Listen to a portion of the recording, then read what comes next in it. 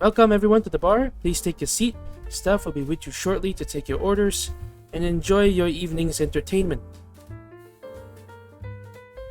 Welcome everybody back to Literature Night at the Bar. We will be continuing, or attempting to continue, Star Wars Darth Bane Path of Destruction, a novel of the Old Republic by Drew Karpyshyn. I will be attempting to finish up this book as fast as possible, not because I don't like it. I enjoy the book a lot, this novel especially, but I want to move on to a separate series. The second and third books I will continue at later dates. Alright, now let's continue. We were on part 2, chapter 10. In the previous chapter, we see Bane taking out a rival, killing him on the spot. Afterwards, he was confronted by the Academy's top student, the Sith Academy's top student, Sirac. Sirac then taunts Bane and tells him that when Bane feels confident enough to challenge him, he can come meet him in battle. And so, without further ado, let's continue to chapter 11. Chapter 11. The next morning, Bane was not with the other students on the temple roof as they sparred. Lord Cordis wanted to speak with him, privately. He strolled through the virtually empty halls of the Academy towards the meeting, his outward appearance calm and confident. Inside, he was anything but. All night, as he lay surrounded by the silence and darkness of his own room, the duel had played itself over and over in his head. Free from the emotions of the battle, he knew he had gone too far. He had proven his dominance over Foharg by pinning him with the Force. He had achieved Dun Mok. Dun Mok is a Sith tradition of dominating your opponents with your will and your might. Dun Mok is a very powerful Sith ability, never to be underestimated. The Markuf would never dare to challenge him again. Yet for some reason, Bane hadn't been able to stop there, because he hadn't wanted to stop. At the time, he had felt no guilt over his actions, no remorse. Yet once his blood cooled, a part of him couldn't help but feel he had done something wrong. Did Foharg really deserve to die? But another part of him refused to accept the guilt. He'd had no love for the Markuf, no feelings at all. Foharg had been nothing but an obstacle to Bane's progress. An obstacle that had to be removed. He had given himself over to the dark side completely in that moment. It had been more than simple rage or bloodlust. No, it went deeper, to the very core of his own being. He'd lost all reason and control, but it felt right. Bane had spent a long and sleepless night trying to reconcile the two emotions, triumph and remorse. But when the summons came that morning, his inner conflict had been swept away by more immediate concerns. Foharg's death would have repercussions.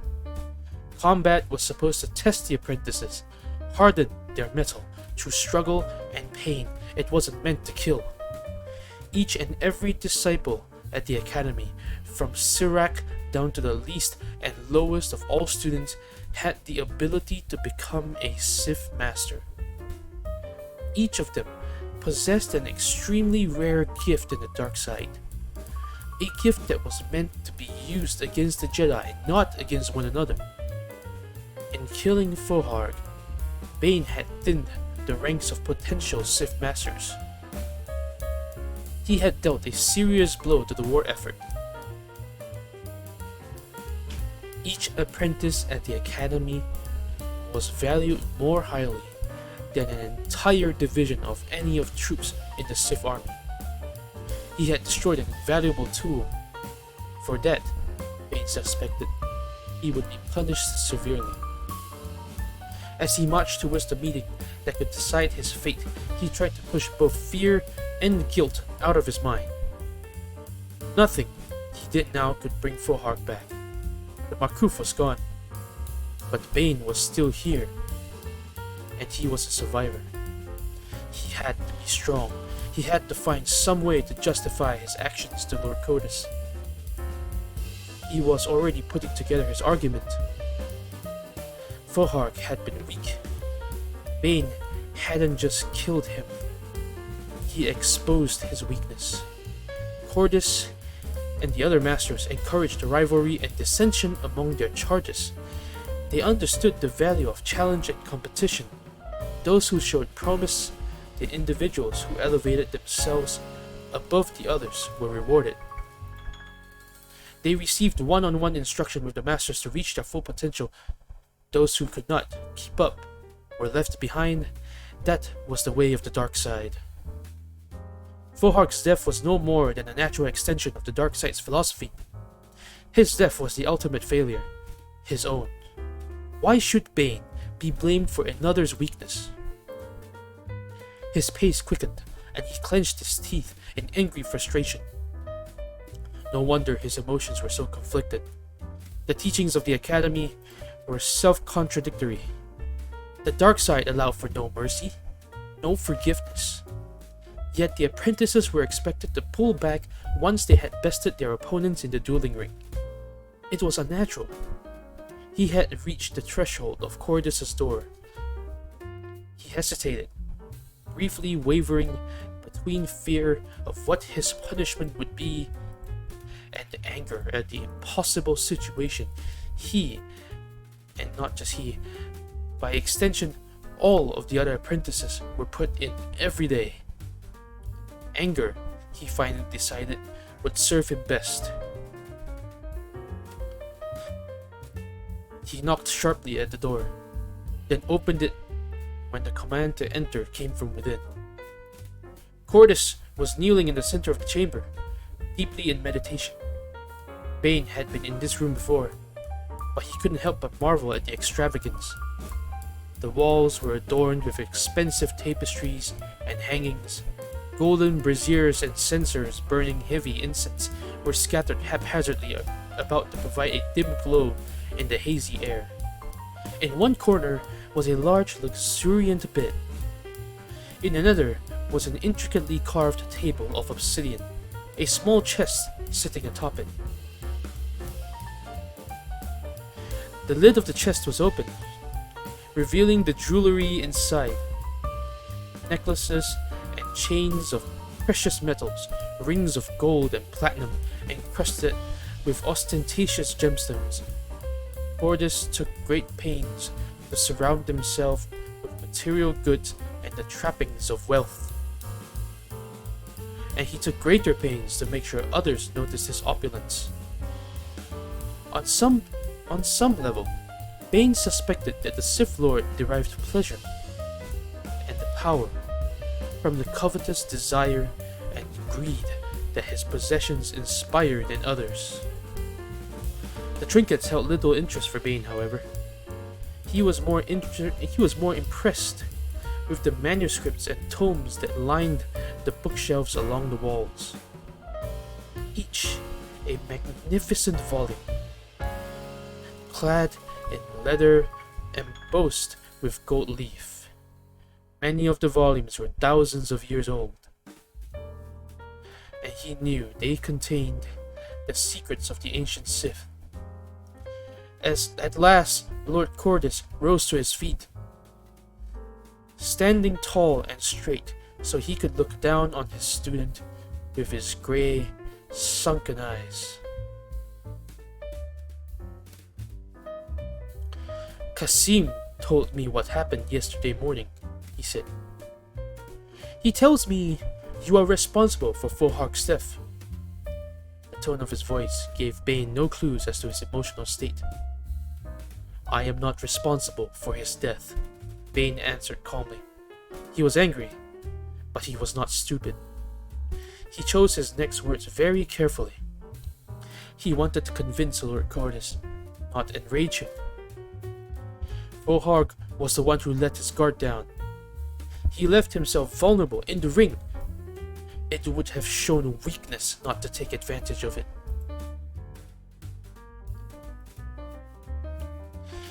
His statement wasn't entirely factual, but it was close enough to the truth. One of the first lessons Kasim taught students was how to build a protective shield around themselves in combat to prevent an enemy from using the Force against them.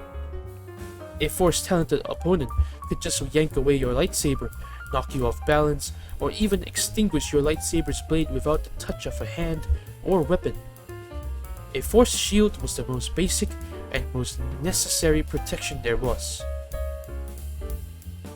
It had become instinctive for all the apprentices, almost second nature, as soon as the blade was drawn.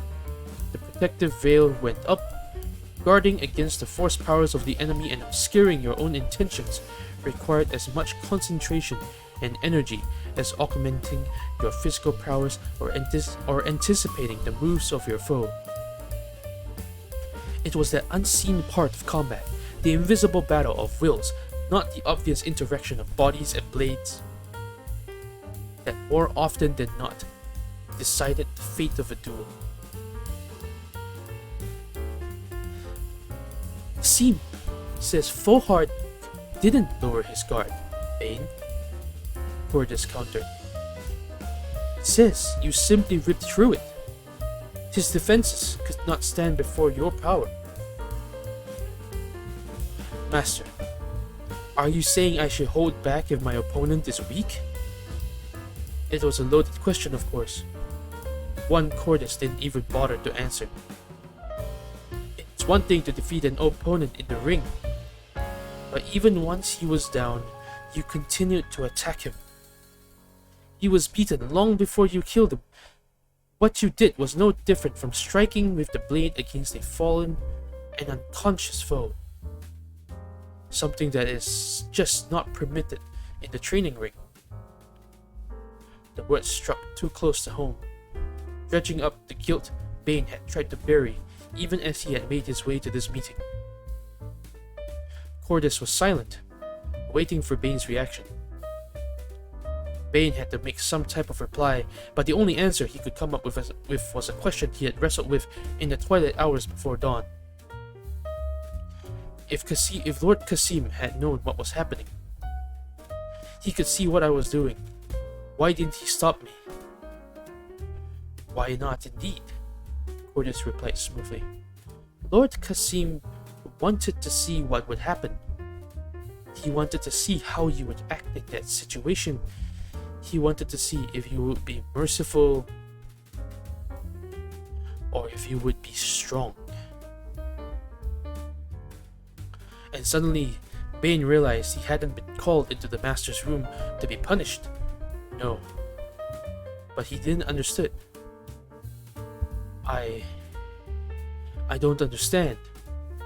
I thought it was forbidden to murder another apprentice. Cordis nodded. We cannot have the students attacking each other in the halls. We want your hatred to be directed against the Jedi, not one another. The words echoed the argument Bane had been having with himself only just minutes earlier. But what came next was something he had not anticipated. Despite this, Voharg's death may turn out to be a minor loss, if it helps you to achieve your full potential. Exceptions can be made for those who are strong in the dark side.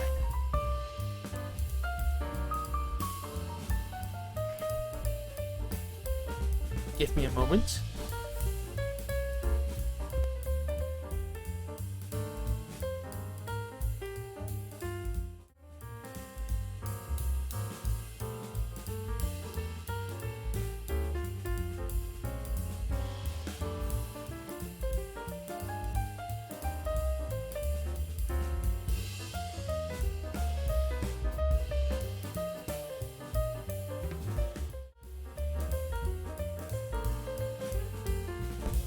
Alright, let's continue. Bane questioned, like Sirac. The words out of his mouth before he even realized what he was saying. Fortunately, the question seemed to amuse Lord Cordis rather than offend him. Sirac understands the power of the dark side, he said with a smile. Passion fuels the dark side. Peace is a lie. There is only passion, Bane muttered out of habit. Through passion, I gain strength. Exactly. Cordis seemed pleased, though with himself or his student it was hard to tell. Through strength, I gain power. Through power, I gain victory. Through victory, my chains are broken, Bane dutifully recited.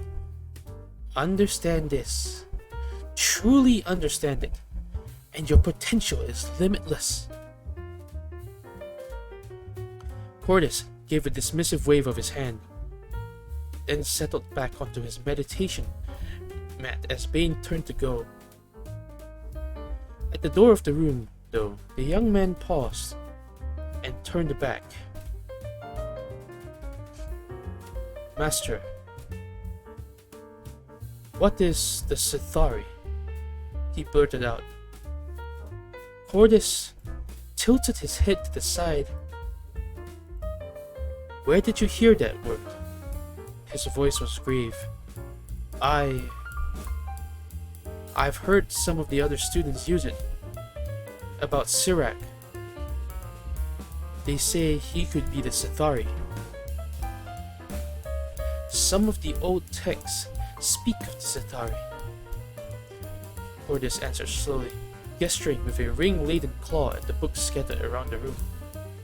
They say the Sith will one day be led by a perfect being, one who embodies the dark side and all we stand for. And Sirac is this perfect being? Cordis shrugged. Sirac is the strongest student at the Academy, for now. Perhaps in time he will surpass Qasim, and me, and all the other Sith Lords. Perhaps not. He paused.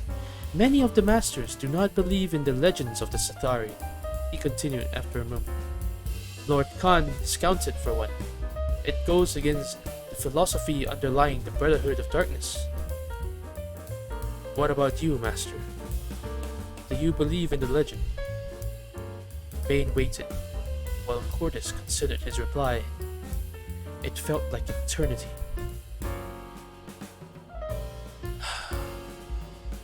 These are dangerous questions to ask, the Dark Lord finally said. But if the Sithari is more than a legend, he will not simply be born as the exemplar of all our teachings. No, he or she must be forged in the crucibles of trial and battle to attain such perfection. Some might argue such training is the purpose of this academy.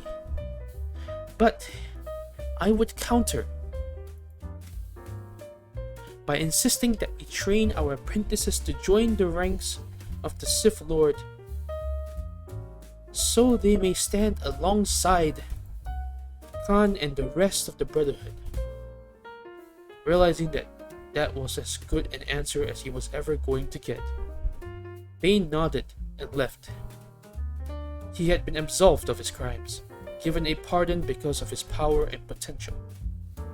He should have been exultant, triumphant.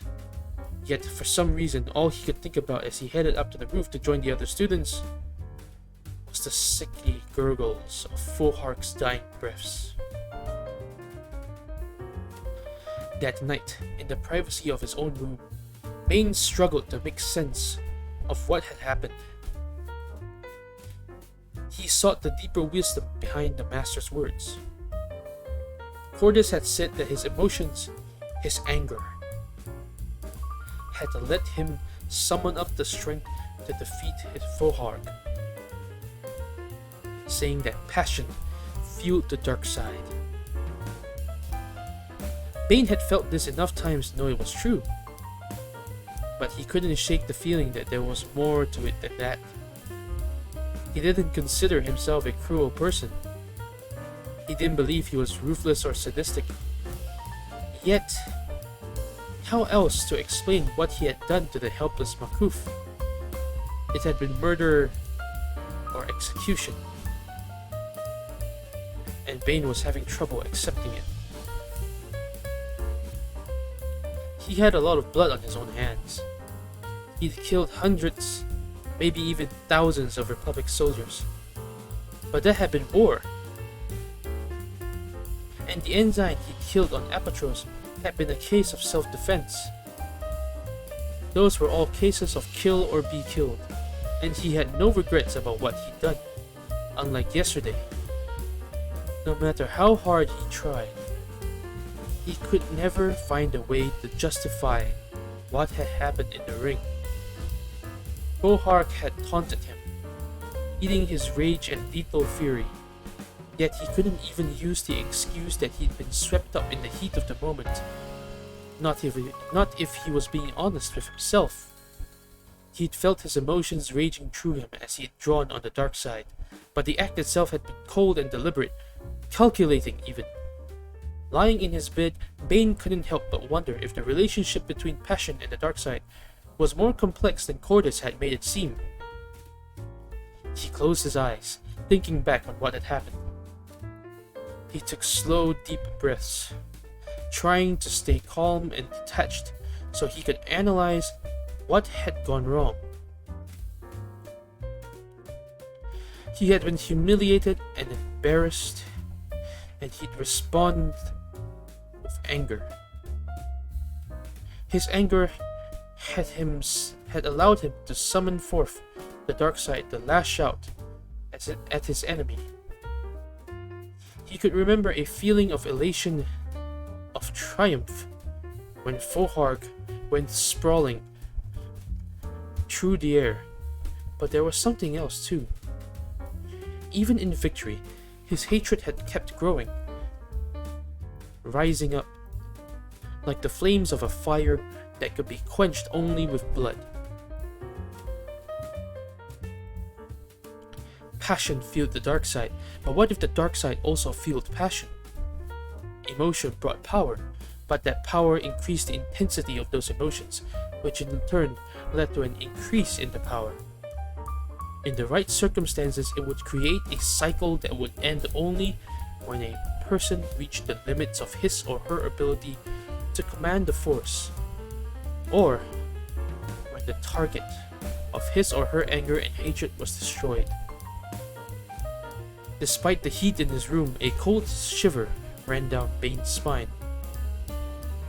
How was it possible to contain or control a power that fed on itself? The more he, as an apprentice, learned to draw on the Force, the more his emotions would control him. The stronger a person became, the less rational he would be. It was inevitable. No, Bane thought. He was missing something. He had to be. If this were true, the masters would be teaching the students techniques to avoid this situation.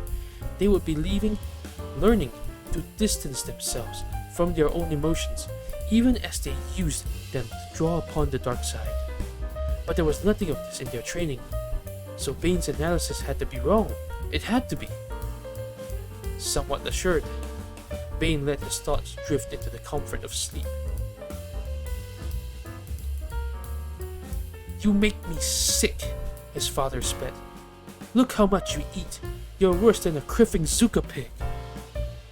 Des tried to ignore him. He hunkered down in his seat at the dinner table and concentrated on the food on his plate, shoveling slow forkfuls into his mouth. "Did you hear me, boy?" his father snapped. "You think that food in front of you is free? I gotta pay for that food, you know. I worked every day this week and I still owe more now than I did at the beginning of the blasted month." Hurst was drunk as usual. His eyes were glassy, and he still reeked reeked of the mines. He hadn't even bothered to shower before hitting the bottle he kept tucked away beneath the covers of his cot. "You want me to start working double shifts to support you, boy?" he shouted. Without looking up from his plate, Des muttered, "I work just as many shifts as you do." "What?" Hurst said, his voice dropping down to a menacing whisper. "What did you say to me?" Instead of biting his lip, Des looked up from his plate and right into his father's red, bleary eyes. "I said, I work as many shifts as you do. And I'm only 18. Hurst pushed his chair away from the table and rose.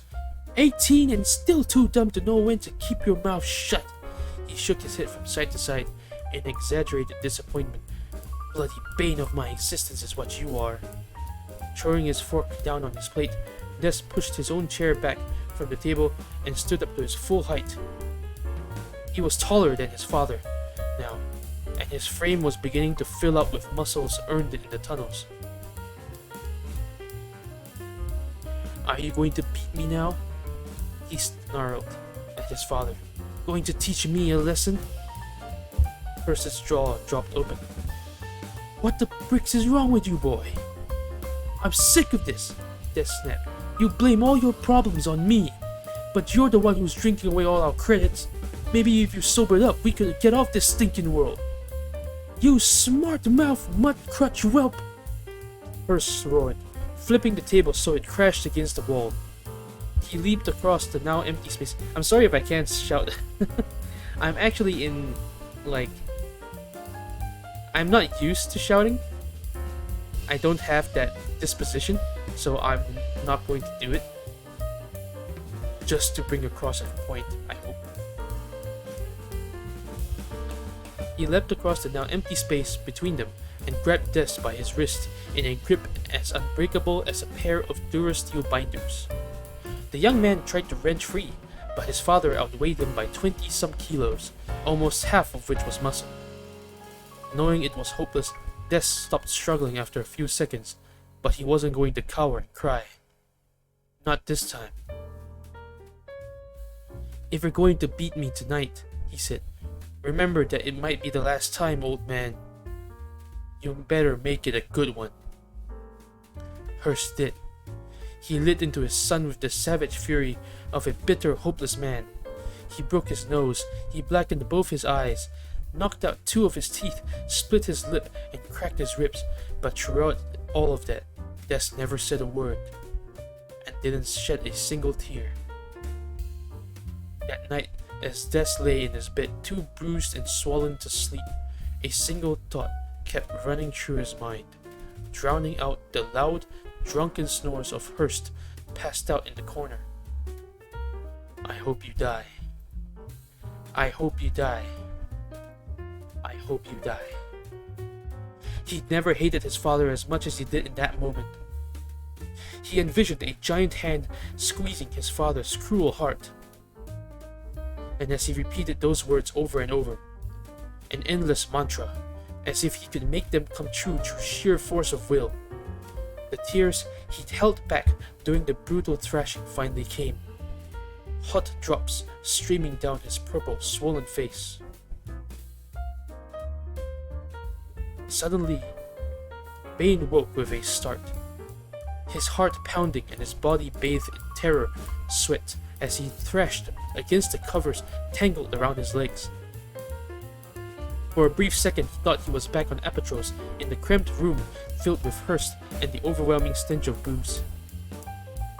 Then he realized where he was.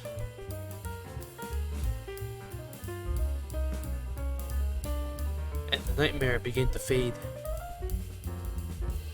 A horrible realization swept in to take its place.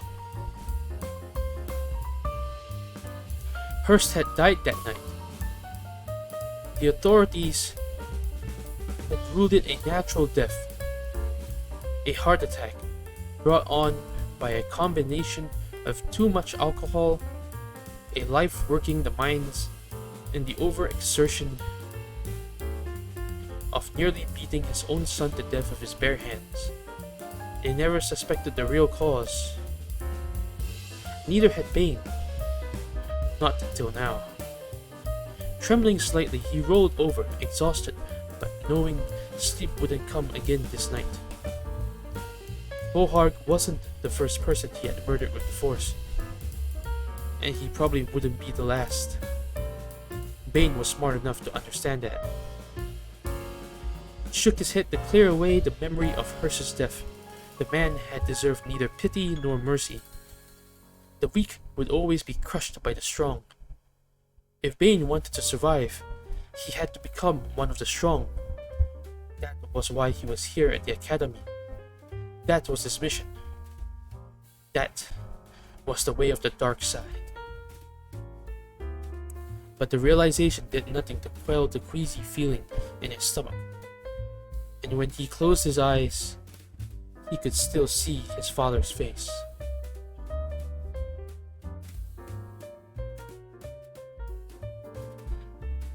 Alright, let me go on a short hydration break and I'll be right back.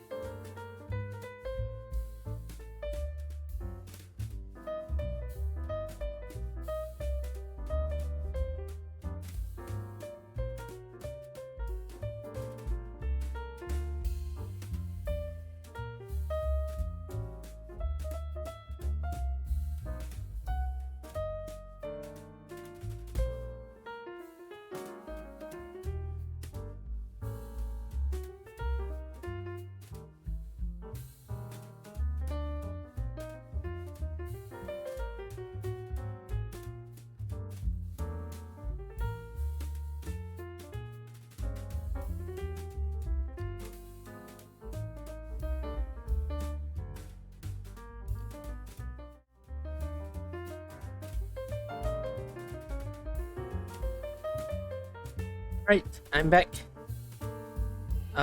Firstly, apologies if this is a little bit too boring for some of you, but this whole series is just me reading through novels, really, in loud and dramatic fashion.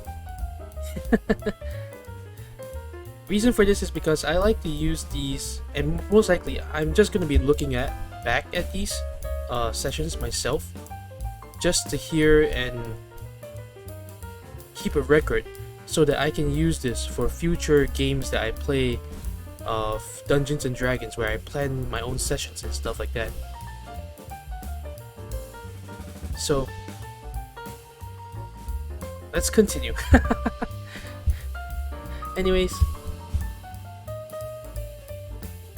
but I do enjoy the series though, and Bane's story is actually really, to me, one of the most incredibly humbling stories that you can hear of. A miner's son ends up as the Sithari through sheer force of will of his own. Not something you see every day. Not even for normal people, per se. Oh. Let me fix my avatar for a bit.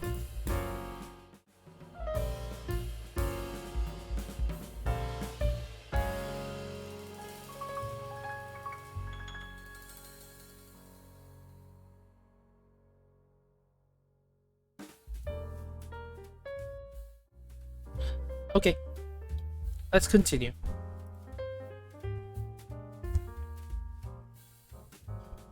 No! Kasim barked, disdainfully slapping Bane's training saber aside with his own weapon. Wrong! You're too slow on the first transition. You're leaving your left side wide open for a quick counter. The Blade Master was teaching him a new sequence. He'd been teaching it to him for more than a week, but for some reason, Bane couldn't seem to grasp the intricacies of the movements. His blade felt clumsy and awkward in his hands. He stepped back and resumed the ready position. Kasim studied him briefly, then dropped into a defensive stance in front of him. Bane took a deep breath to focus his mind before letting his body trigger the sequence once again.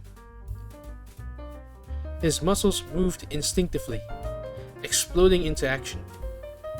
There was a hiss as the downstroke of his blade carved through the air in the first move. A blur of motion, but far too slow. Kasim responded by slipping to the side and bringing his own double-bladed weapon around in a long, swift arc that struck Bane hard in the ribs. The breath whooshed out of him, and he felt the searing pain of the pelco barbs, followed by the all-too-familiar numbness spreading through the left side of his torso. He staggered back, helplessly, as Kasim watched silently. Bane struggled to stay upright and failed. Collapsing awkwardly to the floor,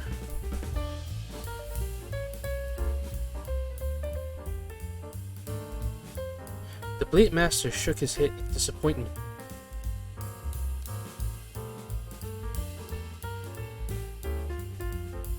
Bane dragged himself to his feet, trying not to let his frustration show. It had been nearly 3 weeks since he had beaten Foharg in the ring, and since that time he had been training with Kasim in individual sessions to improve his lightsaber combat.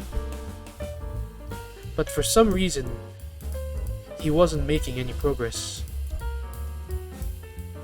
I'm sorry, Master. I will go practice the drills again, he said through gritted teeth. Drills, the Twi'lek repeated, his voice cruel and mocking. What good will that do? I must learn the sequence better to become faster. Kasim spat on the ground. If you truly believe that, then you're a fool. Bane didn't know how to respond, so he kept silent. The Blade Master stepped forward and gave him a sharp cuff on his ear. It was meant not to hurt, but to humiliate. Vohark was better trained than you, he snapped. He knew more sequences, he knew more forms, but that couldn't save him. The sequences are just tools. They help you free your mind so you can draw upon the Force. That is where you will find the key to victory, not in the muscles of your arms or the quickness of your blade. You must call upon the dark side to destroy your enemies. Clenching his jaw from the burning pain now spreading throughout the entire left side of his body, Bane could only nod. You're holding back, the Master went on. You aren't using the Force. Without it, your moves are slow and predictable. I'll try harder, Master. Try? Kasim turned away in disgust. You've lost your will to fight. This lesson is over. Realizing he had been dismissed, Bane slowly made his way to the stairs leading down from the temple roof. As he reached them, Kasim called out one last piece of advice. Return when you're ready to embrace the dark side, instead of pulling away from it. Bane didn't turn to look back. The pain and numbness of his left side made that impossible. But as he hobbled down the stairs, Lord Kasim's words echoed in his ears with the ring of truth. This wasn't the first training session he had failed in. And his failures weren't limited to Kasim and the lightsaber. Bane had gained in both reputation and prestige when he defeated Vohark. Several of the masters had shown a sudden willingness to give him individual one-on-one training. Yet despite the extra attention, Bane's skills hadn't progressed at all. If anything, he'd actually taken several steps back. He made his way through the halls to his room, then lay down gingerly on his bed. There wasn't anything he could do while he was temporarily crippled by the Pelko venom, except to rest and meditate.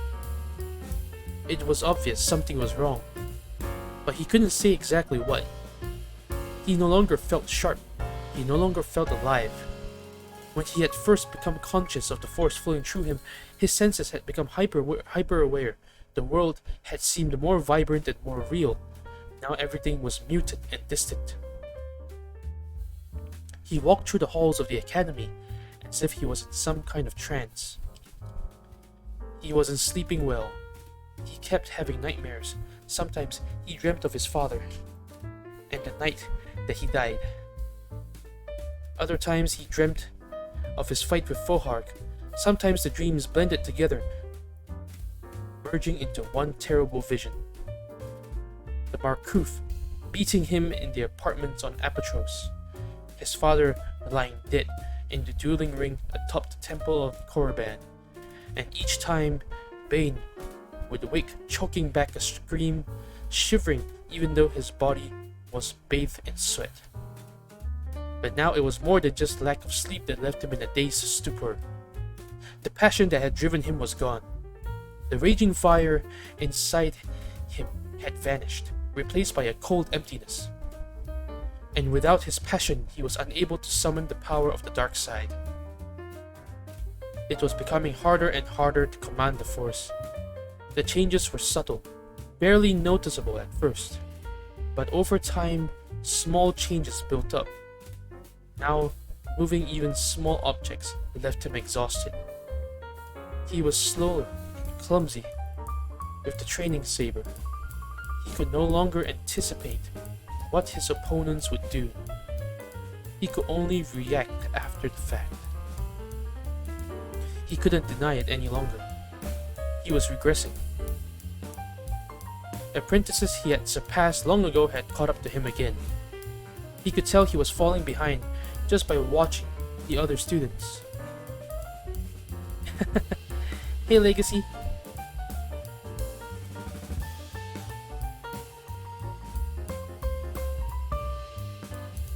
Hope you're enjoying. Yeah, I try to be. Novel reading ASMR.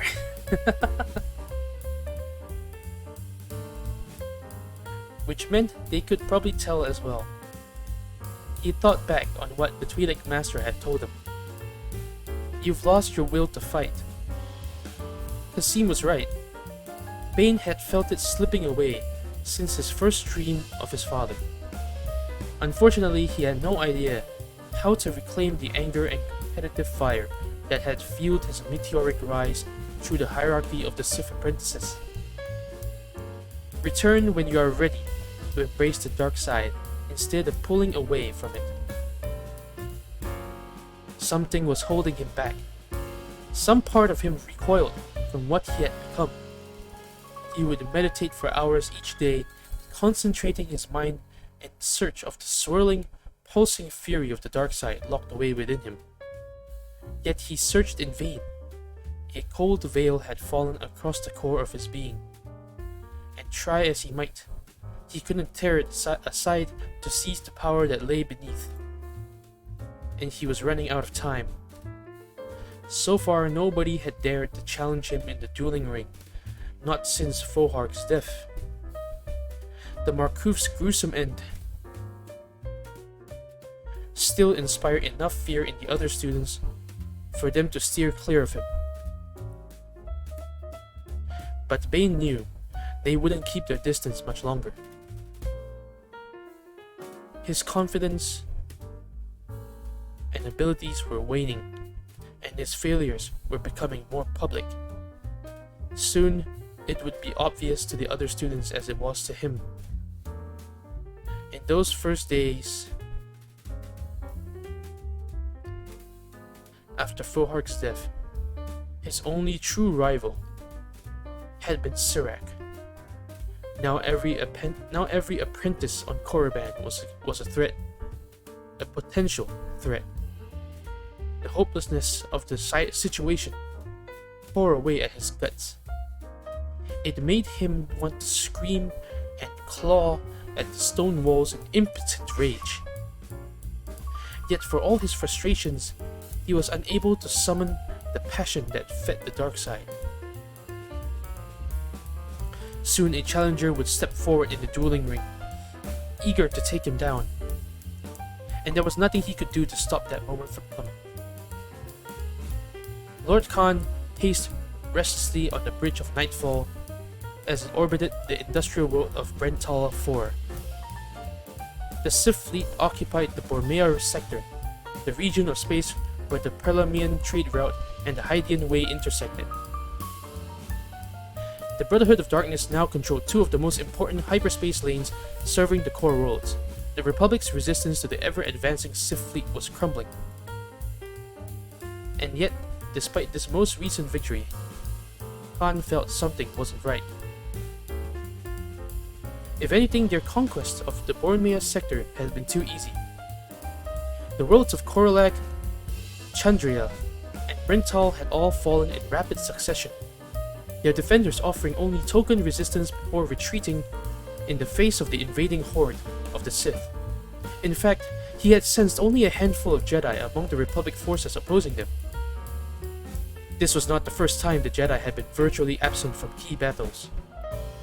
During encounters on Bespin, Sullust, and Tanab, Khan had expected to be confronted by a fleet led by Jedi Master Hoth, the only Republic commander who seemed capable of winning victories against the Sith. But General Hoth, despite the reputation he had earned in the early stages of the war, was never there.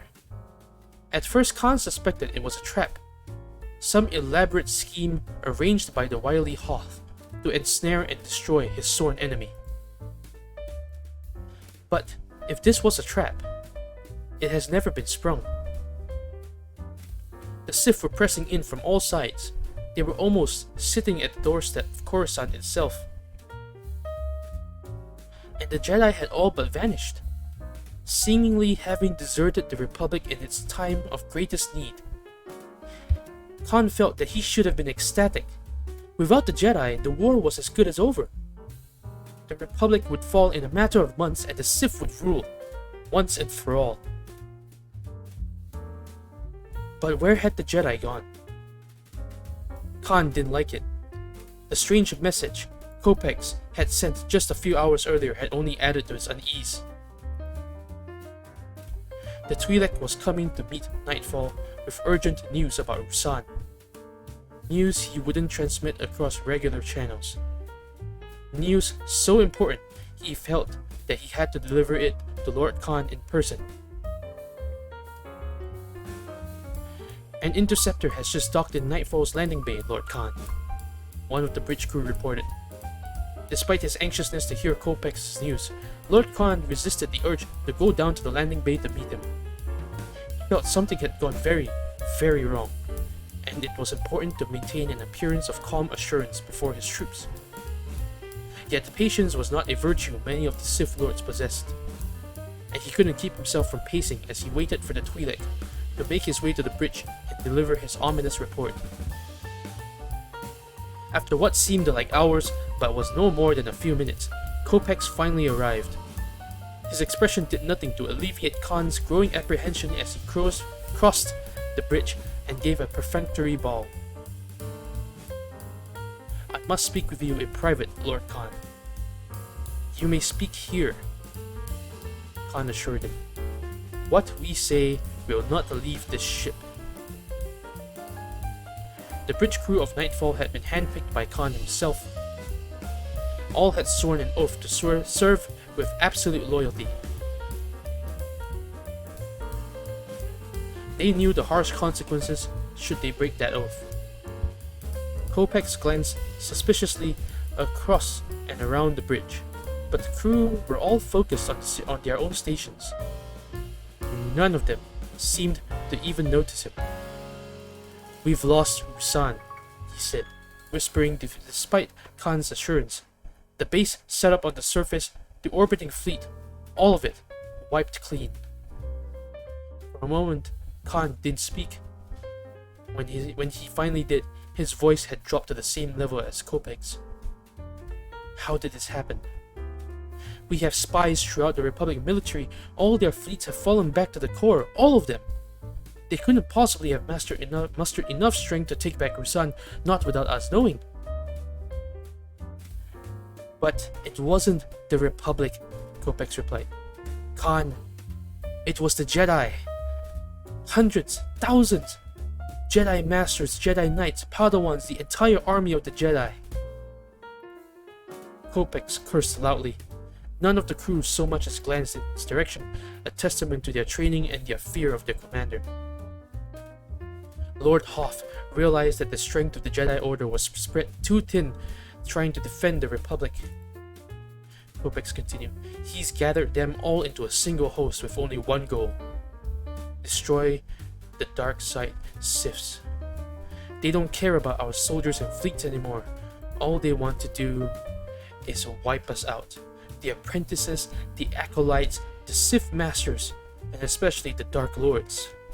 Lord Hoth himself is leading this Jedi army," the Twi'lek added, though Khan had already guessed this for himself. "They call themselves the Army of the Light." Kopecz paused to let the news sink in. Khan took several deep breaths, silently reciting the code of the Sith to bring his whirling thoughts back into focus. And then he laughed. "Army of Light to oppose the Brotherhood of Darkness." Kopecz stared at him with a bewildered expression. "Hoth knows the Jedi aren't capable of defeating our vast armies," Khan explained. "Not anymore. The Republic is doomed, so now he concentrates exclusively on us, the leaders of those armies. Cut off the head and the body will die? We should send our fleets to Ruusan," Kopecz suggested. "All of them. Crush the Jedi in one fell swoop and wipe them from the galaxy once and for all." Khan shook his head. That is exactly what Hoth wants us to do. Divert our armies from the Republic and draw them away from Coruscant. Give up all the ground we have gained in a foolish and pointless attack on the Jedi. Pointless? You say he has an army of Jedi? Thousands of them? What chance does a fleet of mere soldiers have against such enemies? Ships and weapons are no match for the power of the Force. Hoth knows this.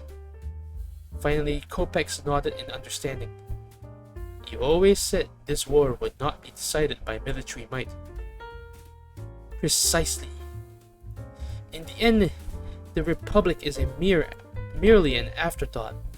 Only through the complete annihilation of the Jedi Order can we achieve true victory.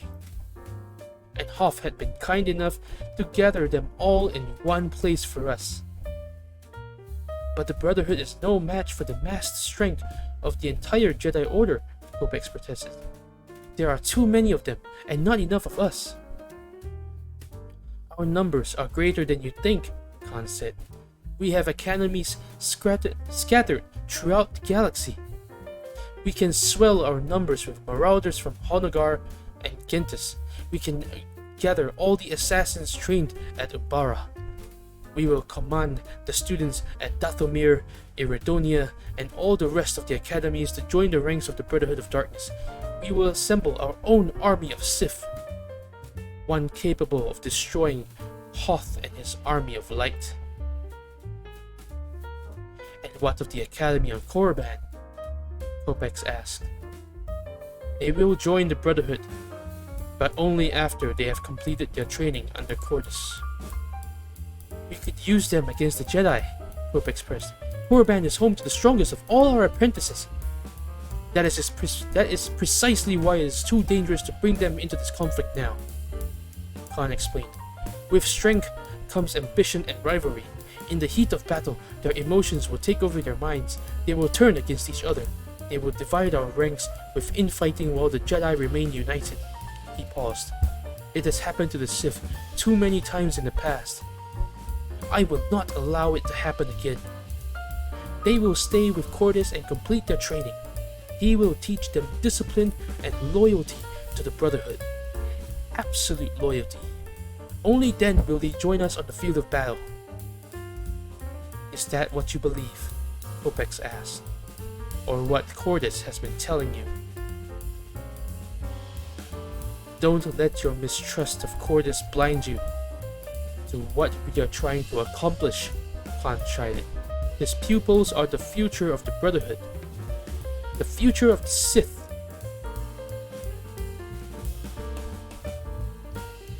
I will not expose them to this war until they are ready. His tone clearly brokered no further argument. The apprentices at Korriban will join the Brotherhood in due time. But that time is not now. Well, it better be soon, Kopex muttered, only partially mollified. I don't think we can beat Hoth without them. Khan reached out and grasped the Twi'lek's meaty shoulder in a firm grasp. Never fear, my friend, he said with a smile. The Jedi will be no match for us. We will slaughter them at Ruusan and wipe them from the face of this galaxy. The apprentices may be the future of the Brotherhood, but the present belongs to us. Much to Khan's relief, Kopex returned to his smile. The leader of the Brotherhood would have been less pleased if he had known that much of the Twi'lek's satisfaction came from the knowledge that Cordis would miss out on the glory of the coming victory. Lord Qasim entered the opulently decorated chamber and gave a nod in the direction of his fellow master. You wanted to see me? News from the front, Cordis said, rising slowly from his meditation mat. The Jedi have massed together under a single banner on Ruusan. General Hoth is leading them. Lord Khan has gathered his own army. Even now, they are headed there to engage the Jedi. Are we going to join them? Kasim asked, his voice eager, his leku twitching at the thought of pitting his skills against the greatest warriors of the Jedi Order. Cordis shook his head. Not us. None of the masters, and none of the students, unless you feel any one of the apprentices is ready. No, Kasim replied after a moment's consideration. Sirak, perhaps? He is strong enough, but his pride is too great and he still has much to learn. What about Bane? He showed great promise in disposing of Foharg. Kasim shrugged. That was a month ago. Since then he has made almost no progress. Something is holding him back. Fear, I think. Fear? Of the other students or of Sirak? No, nothing like that. He's finally seen what he's truly capable of. He's seen the full power of the dark side. I think he's afraid to face it. Then he's of no further use to us, Cordis stated flatly. Focus on the other students. Don't waste your time on him any further. The Blade Master was momentarily taken aback. He was surprised that Cordis would be so quick to give up on a student with such undeniable potential. I think he just needs more time, he suggested. Most of our apprentices have been studying the ways of the Sith for many years. Ever since they were children, but Bane didn't begin his training with us until he was a full-grown adult.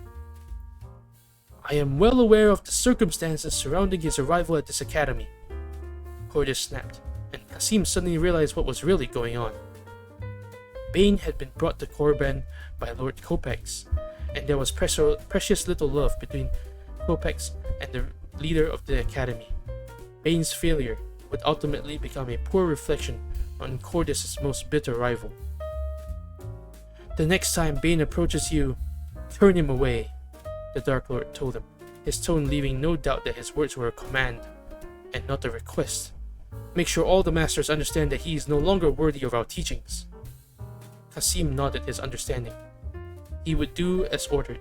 It wasn't fair to Bane, of course, but nobody ever claimed that the Sith were fair.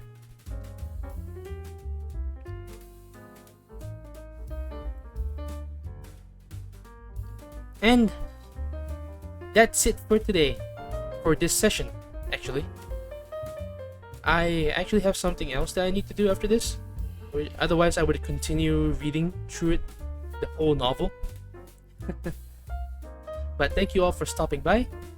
Please, don't forget, once you're finished with your drinks, leave your glasses on the bar counter. Don't forget your belongings as you leave the bar. And I wish all of you a safe trip home and a well rest well needed. See you all in the next episode. Goodbye.